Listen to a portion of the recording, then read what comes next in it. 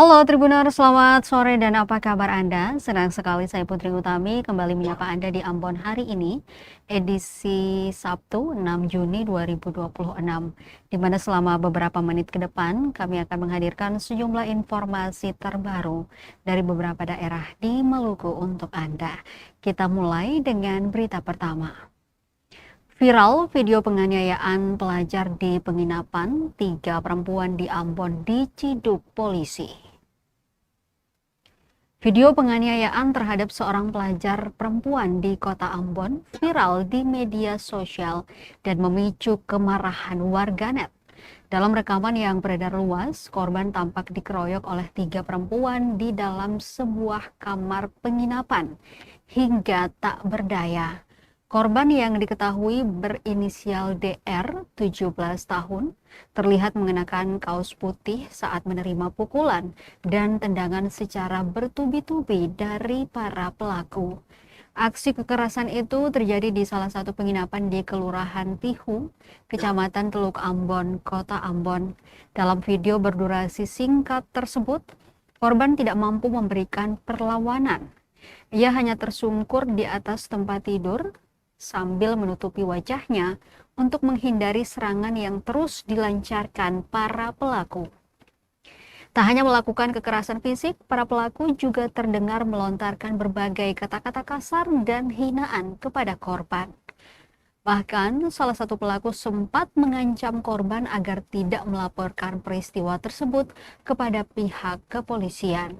Kasih Humas Polresta Ambon, Ibda Janet Luhukai menjelaskan, peristiwa penganiayaan itu terjadi pada Rabu 3 Juni 2026 sekitar pukul 3:30 waktu Indonesia Timur.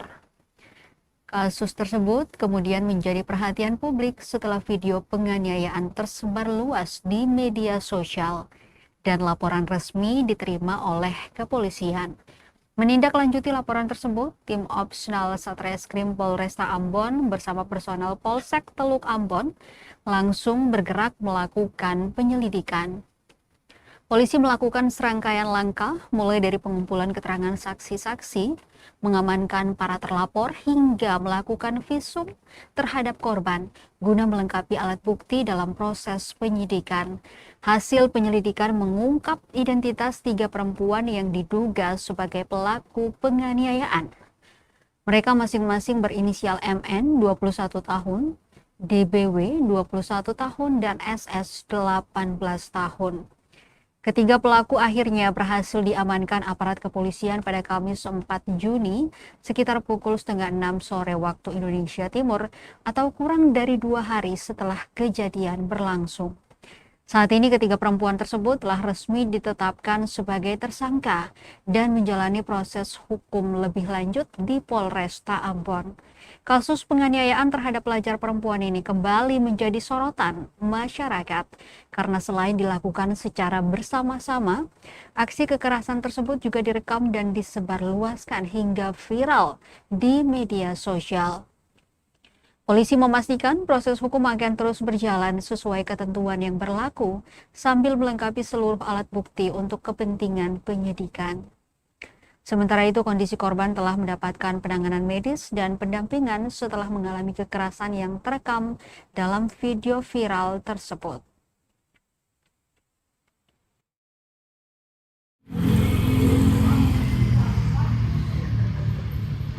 Di sini kami melaksanakan press release kasus penganiayaan atau kekerasan secara bersama-sama terhadap orang, ya.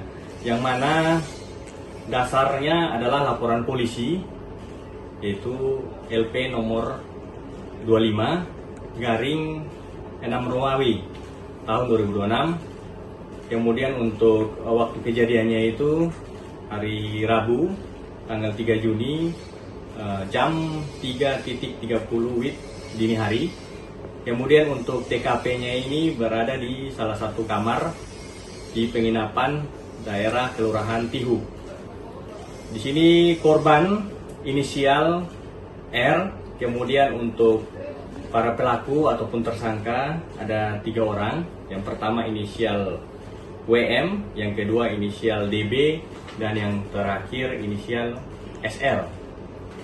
Mungkin terkait dengan kasus ini perlu saya tambahkan bahwa kasus ini memang saat terjadi sudah viral di media sosial itu pada saat kejadian tanggal 3 Juni 2026. Nah, terkait dari kasus ini pun setelah kita rilis ini merupakan bahan pembelajaran juga buat kita bersama bahwa segala sesuatu yang terjadi ini ada konsekuensi hukum, ya. Apalagi perbuatan tersebut adalah perbuatan yang melanggar hukum atau merupakan tindak pidana. Sehingga himbauan kami di sini perlu kami sampaikan kepada masyarakat untuk kita sama-sama menjaga Kamtibmas, ya. Kita sama-sama mengikuti atau patuh terhadap hukum. Kemudian kita juga di sini tidak boleh cuek dengan keluarga kita, teman kita, atau saudara kita. Kalau memang ada yang indikasi melakukan tindak pidana, agar kita sebagai saudara, sebagai teman tuh harus saling mengingatkan. Karena kalau sudah terjadi, artinya apa? Ada konsekuensi hukum yang harus dihadapi.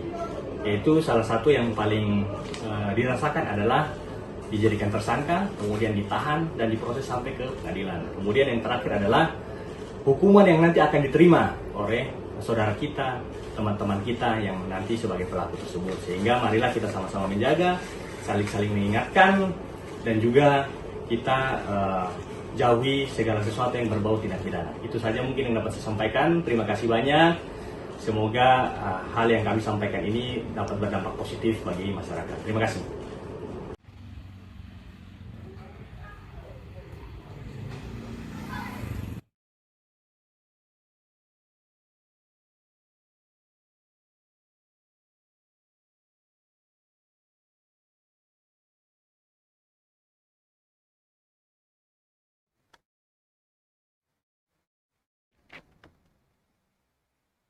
Nimbrod Soplanit Somasi PN Ambon soroti dugaan manipulasi data SIPP dan perubahan status eksekusi. Polemik dugaan perubahan data perkara pada Sistem Informasi Penelusuran Perkara atau SIPP Pengadilan Negeri Ambon memicu reaksi keras dari pihak ahli waris almarhum Izak Baltazar Soplanit. Kuasa hukum ahli waris Nimbrod Renir Soplanit dari kantor advokat NRS dan Partners resmi melayangkan keberatan administratif sekaligus somasi kepada Ketua dan Panitera Pengadilan Negeri Ambon. Kamis 4 Juni 2026. Somasi terkait dugaan disinformasi, maladministrasi hingga manipulasi data perkara yang ditampilkan pada portal Rubrik SIPP. Somasi tersebut tertuang dalam surat nomor 035-B-NRS data rekan AMB-6-2026 yang menyoroti perubahan data perkara nomor 187-PDT.G-2022-PN Ambon secara mendadak dalam rentang waktu kurang dari 5 jam pada 3 Mei 2026. Menurut Nimbrod, perubahan itu menimbulkan pertanyaan serius terkait transparansi dan akuntabilitas sistem informasi peradilan yang selama ini menjadi rujukan masyarakat dalam memantau perkembangan perkara. Lebih lanjut katanya, status eksekusi yang sebelumnya tercantum sebagai non-executable karena objek tidak jelas dan ada keberatan Pemkot Ambon tiba-tiba berubah menjadi ditangguhkan karena proses peninjauan kembali nomor 51-PK-PDT-2025. Tak hanya itu, pihaknya juga menemukan dugaan penghilangan data perkara yang berkaitan dengan nama Tan Kho Hang Huat dari sistem pencarian publik SIPP PN Ambon. Nimbrod mengungkapkan berdasarkan hasil pemantauan yang dilakukan pihaknya pada 3 Mei 2026, sekitar pukul 12 hingga 2 siang, terjadi perubahan signifikan pada jumlah perkara yang dapat diakses melalui fitur pencarian SIPP. Awalnya terdapat 4 perkara yang terhubung dengan nama Tan Kho Hang Huat. Namun dalam waktu singkat, jumlah tersebut berkurang menjadi 2 perkara. Kemudian kembali menyusut hingga akhirnya nama tersebut tidak lagi muncul dalam hasil pencarian publik.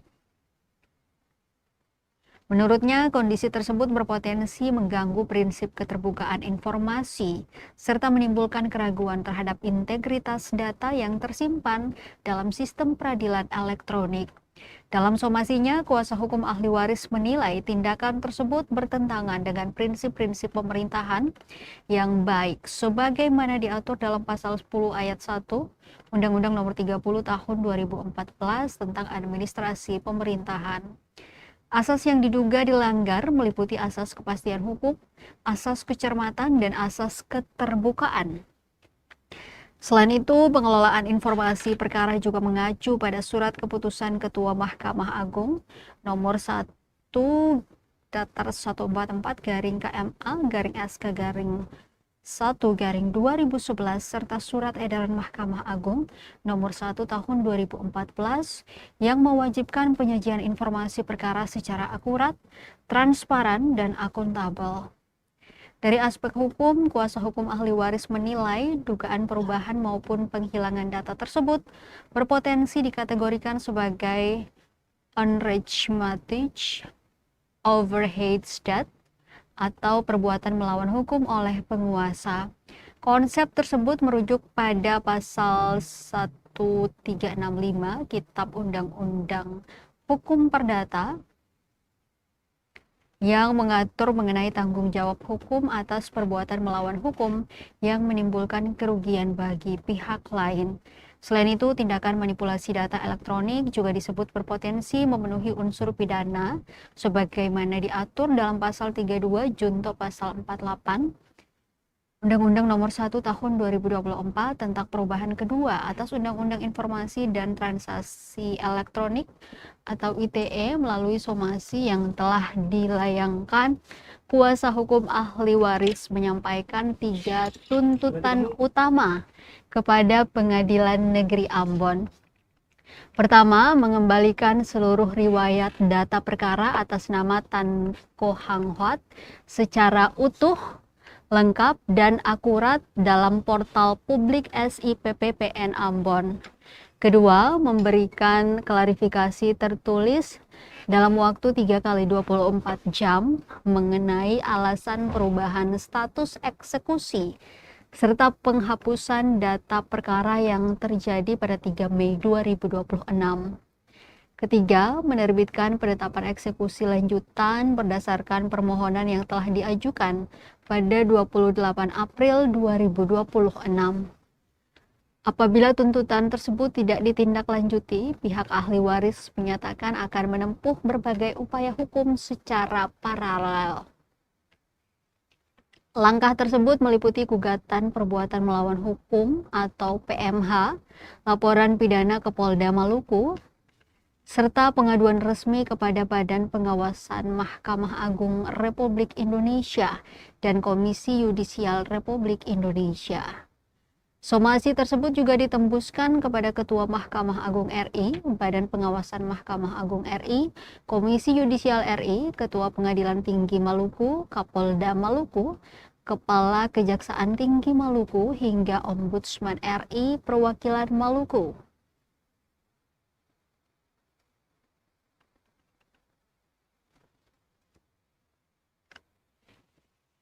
Menanggapi somasi tersebut, juru bicara Pengadilan Negeri Ambon, Yefri Bimusu, membenarkan bahwa surat dari kuasa hukum ahli waris almarhum Izak Baltazar Soplanit telah diterima dan saat ini sedang dalam proses verifikasi. Menurutnya, pengadilan perlu menelusuri kembali status pelaksanaan eksekusi yang pernah berjalan, termasuk memastikan status permohonan tersebut dapat dieksekusi, tidak dieksekusi, ditangguhkan, atau masih dalam proses administrasi lainnya.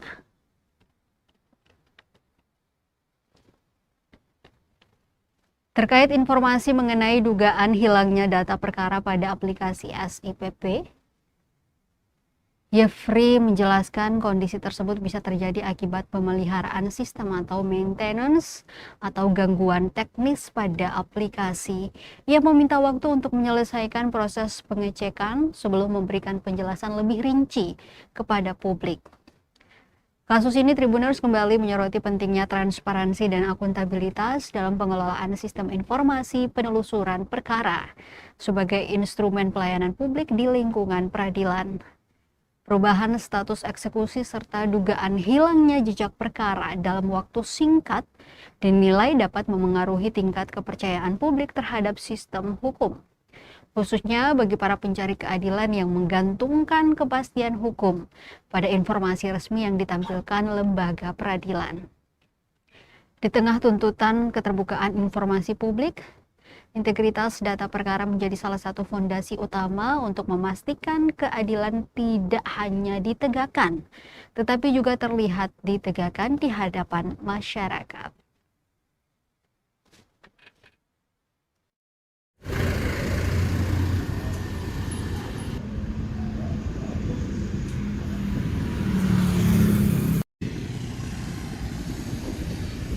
Ya, memang kami harus mengecek lagi tahapan-tahapan eksekusi yang kemarin sudah jalan itu. Nanti surat yang masuk itu akan dicek lagi di kepaniteraan. Memang itu ranah ketua pengadilan dan panitera untuk nanti dicek apakah semula statusnya itu yang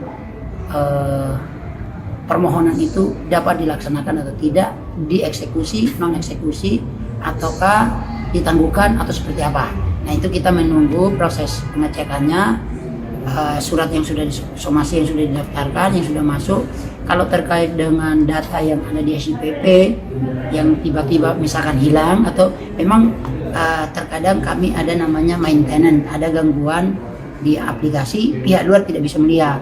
Jadi nanti dibuka ke dalam bisa dilihat. Jadi nanti untuk informasi lebih jelas, kami waktu, kami akan mengecek untuk memberitahukan lagi informasi ke teman-teman media bahwa yang ditanyakan ini hasilnya setelah kami lakukan pengecekan data di aplikasi kami.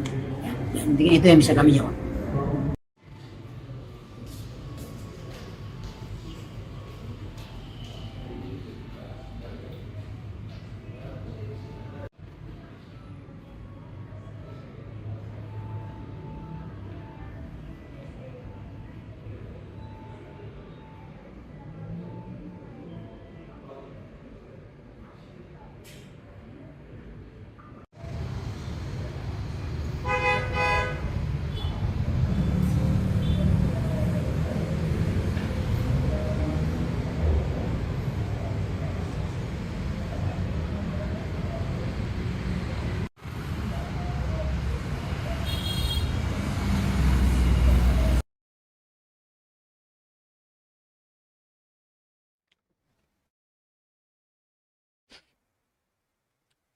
Informasi lainnya, Tribuners, rumah owner wisata Tanjung Tetulain terbakar, diduga dibakar orang tak dikenal. Sebuah rumah milik owner Tanjung Tetulain, Nyong Pit Uwen, di kawasan wisata tersebut bertempat di Negeri Hitu, Kecamatan Lehitu, Kabupaten Maluku Tengah, ludes terbakar pada Jumat dini hari sekitar pukul 5 waktu Indonesia Timur. Beruntung tidak ada korban jiwa dalam peristiwa ini karena pemilik nyaris 1 bulan tidak menempati rumah tersebut. Seluruh isi rumah hangus dilalap api, hanya gitar dan beberapa pakaian yang tersisa. Ditemui tribunambon.com, Nyong Pit Uwen menduga kebakaran tersebut bukan disebabkan oleh faktor teknis, melainkan adanya unsur kesengajaan dari orang tak dikenal. Dugaan tersebut muncul berdasarkan informasi yang diperolehnya dari warga sekitar. Sebelum kebakaran terjadi, sejumlah tetangga mengaku mendengar suara seorang masuk ke dalam rumah dan memecahkan kaca. Namun warga tidak berani keluar untuk memeriksa karena takut, mengingat kawasan tersebut hanya ditempati 2 rumah dan masih dikelilingi hutan, sepi dan jauh dari pusat perkampungan. Ia mengaku langsung mendapat kabar dari warga bahwa rumahnya terbakar. Saat tiba di lokasi, api masih berkobar. Warga setempat kemudian berupaya memadamkan api secara gotong royong. Namun, kobaran api yang sudah terlanjur membesar membuat rumah beserta seluruh isinya tidak dapat diselamatkan. Hingga Jumat 5 Juni sekitar pukul setengah 6 sore, beberapa anggota Satreskrim Polresta Pulau Ambon dan Pulau-Pulau Lease masih melakukan olah tempat kejadian perkara atau TKP di lokasi kebakaran untuk menyelidiki penyebab pasti peristiwa tersebut. Polisi belum memberikan keterangan resmi terkait dugaan pembakaran yang disampaikan oleh pemilik rumah. Proses penyelidikan masih berlangsung guna mengungkap penyebab kebakaran dan kemungkinan adanya unsur pidana dalam kejadian itu.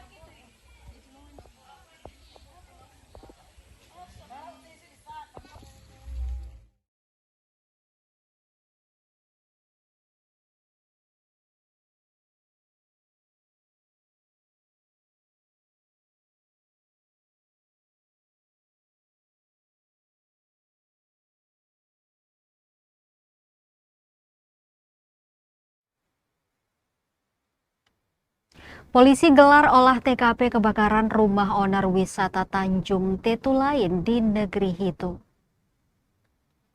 Satuan Reserse Kriminal atau Satreskrim Polres Pulau Ambon dan Pulau-Pulau Lease menggelar olah tempat kejadian perkara atau TKP pasca kebakaran satu unit rumah milik owner wisata Tanjung Tetulain di Negeri Hitu, Kecamatan Lehitu, Kabupaten Maluku Tengah, Jumat 5 Juni 2026 pagi.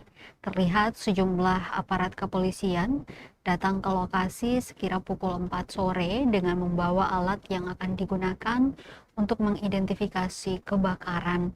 Kepolisian belum memberikan keterangan resmi terkait dugaan pembakaran yang disampaikan oleh pemilik rumah. Proses penyelidikan masih berlangsung guna mengungkap penyebab kebakaran dan kemungkinan adanya unsur pidana dalam kejadian tersebut. Saat ini garis polisi telah dipasang pada area kejadian sebagai larangan dan tidak merusak barang bukti. Beruntung tidak ada korban jiwa dalam peristiwa ini karena pemilik rumah sudah hampir 1 bulan tidak menempati rumah tersebut dengan anak-anaknya secara penuh. Ditemui Tribun Ambon, Nyongpit Uwen menduga kebakaran tersebut bukan disebabkan oleh faktor teknis, melainkan adanya unsur kesengajaan dari orang-orang yang tidak dikenal. Dugaan tersebut muncul berdasarkan informasi yang diperolehnya dari warga sekitar. Sebelum kebakaran terjadi, sejumlah tetangga mengaku mendengar suara seseorang masuk ke dalam rumah dan memecahkan kaca. Namun warga tidak berani keluar untuk memeriksa karena takut. Mengingat kawasan tersebut hanya ditempati 2 rumah dan masih dikelilingi hutan, sepi, serta jauh dari pusat perkampungan. Ia mengaku langsung mendapat kabar dari warga bahwa rumahnya terbakar. Saat tiba di lokasi, api masih berkobar. Warga setempat kemudian berupaya memadamkan api secara gotong royong. Namun, kobaran api yang sudah terlanjur membesar membuat rumah beserta seluruh isinya tidak dapat diselamatkan.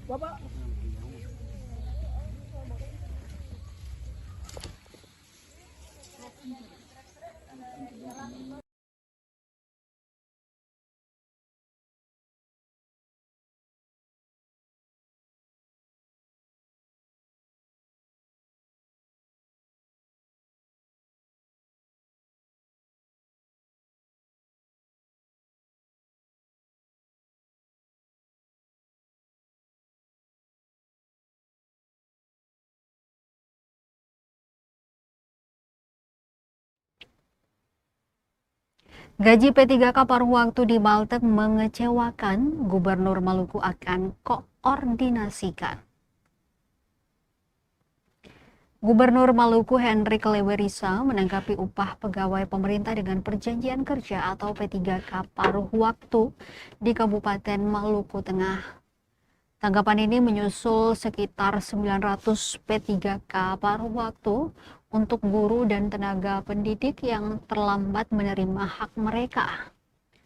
Merujuk pada surat edaran Kemendikdasmen nomor 6 tahun 2026 tentang relaksasi pembiayaan honor guru dan tenaga kependidikan non-ASN menggunakan dana bantuan operasional sekolah atau BOS. Diketahui untuk sekolah negeri sebanyak 20%, sedangkan swasta 40% dari dana BOS. Kondisi itu kemudian berbuah kekecewaan para pegawai P3KPW. Pasalnya, upah para guru dan tendik P3KPW tidak menentu dan tidak sesuai janji pemerintah, yakni pemerataan 1 juta rupiah. Mereka mengkhawatirkan upah dari dana BOS lebih kecil, bahkan ditakutkan sesuai gaji honor awal. Mirisnya pada guru PAUD yang berada di angka cukup kecil. Menyikapi hal itu, Gubernur Maluku Hendrik Lewerisa memastikan akan berkoordinasi dengan pemerintah Kabupaten Maluku Tengah guna mengidentifikasi titik permasalahan.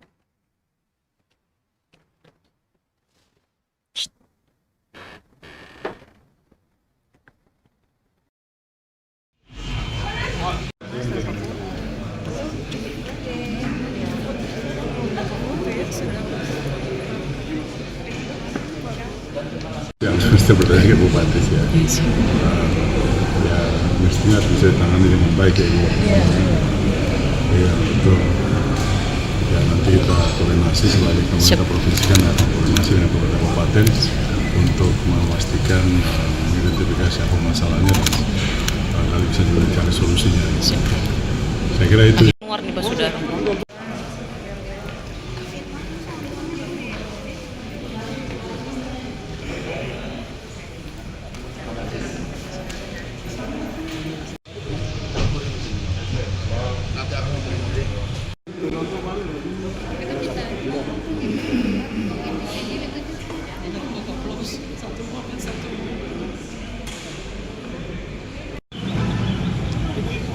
Ibu Eva,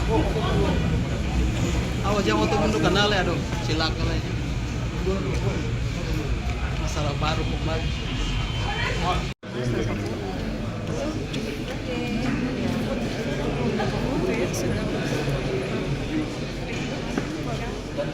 Yang semestinya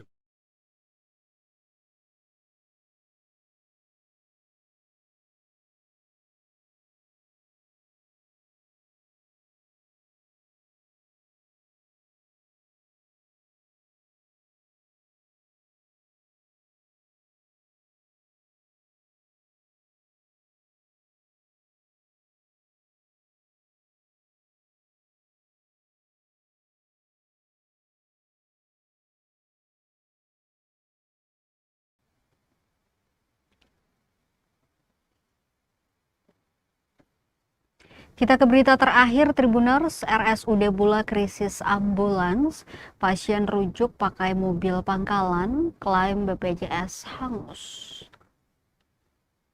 Keterbatasan unit ambulans menjadi salah satu persoalan yang kini dihadapi RSUD Bula. Alhasil, selain berdampak keterlambatan penanganan kondisi kritis juga terhadap klaim BPJS. Mengingat penggunaan kendaraan non-ambulans tak masuk klaim layanan tersebut. Tercatat 10 klaim pasien rujukan milik RSUD Bula ditolak BPJS Kesehatan. Kendala itu dikemukakan Direktur RSUD Bula, Dr. Denny Suryana, saat rapat evaluasi pelaksanaan APBD semester 1 tahun anggaran 2026 bersama Komisi 3 DPRD Kabupaten Seram Bagian Timur, Kamis 4 Juni 2026. Dijelaskan kondisi terkini hanya satu dari beberapa unit ambulans yang berfungsi, itu pun merupakan unit lama telah beroperasi sejak tahun 2016. Tersedia juga unit bantuan pinjam pakai dari Dinas Kesehatan juga dengan kondisi serupa.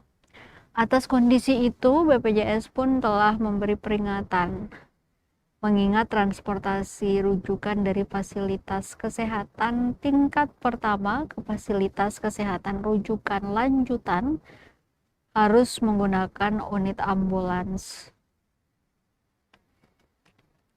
Karena itu, Denny berharap pemerintah Kabupaten SBT dan DPRD dapat memberikan perhatian terhadap kebutuhan ambulans rumah sakit, baik melalui APBD perubahan maupun penganggaran tahun berikutnya.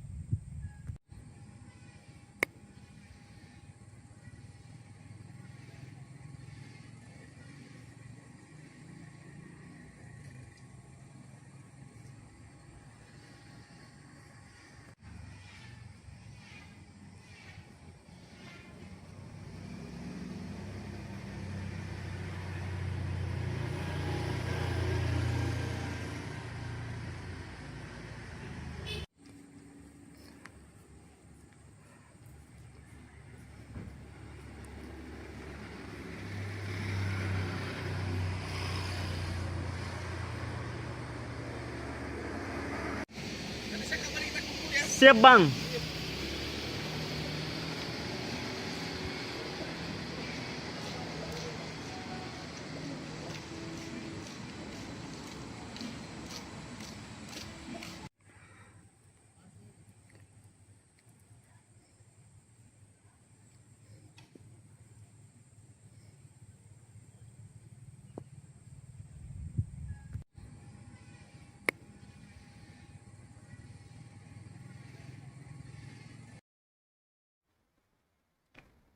Tribuners, informasi tadi sekaligus mengakhiri perjumpaan kita di Ambon hari ini.